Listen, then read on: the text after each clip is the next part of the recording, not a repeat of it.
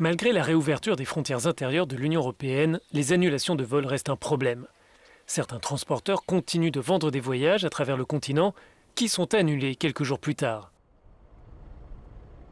En Belgique, les associations de consommateurs reçoivent des dizaines de plaintes quotidiennement contre une stratégie commerciale qui permet ainsi d'obtenir des liquidités. Il faut quand même noter deux choses. Donc, d'une part, les prix étaient très attractifs, très bas, et puis ont été annulés. Et deuxième chose, lorsque vous voulez les reprogrammer, les rebooker, vous tombez sur des vols qui ont été multipliés par 50, 100 fois le prix. Donc il y a une stratégie. La stratégie est celle d'un appel à du cash flow, des liquidités pour couvrir l'activité de la compagnie. Euronews a contacté les entreprises les plus souvent concernées par ces plaintes. TUI confirme l'annulation de plusieurs vols et le regroupement de certaines destinations proches afin d'éviter que les appareils tournent presque à vide. Mais la société réfute une stratégie commerciale délibérée.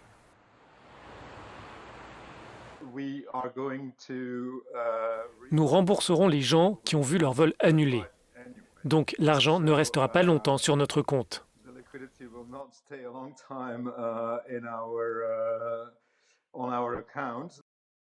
Dans un message écrit, Brussels Airlines confirme une faible demande, ce qui a entraîné l'annulation de plusieurs vols, mais les voyages peuvent être reportés à une autre date et au même prix.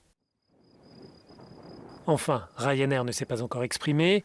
De son côté, la Commission européenne confirme avoir reçu des plaintes en ce sens. L'institution compte faire respecter les droits des passagers aériens. C'est le choix du consommateur de vouloir un remboursement ou un bon. Nous préparons des procédures d'infraction et si cela est nécessaire, nous irons devant la Cour pour avoir de réelles sanctions contre les États membres qui dérogent aux règles européennes. Tous les passagers ne souhaitent pas recevoir un bon, mais obtenir un remboursement peut se transformer pour les consommateurs en une longue course d'obstacles.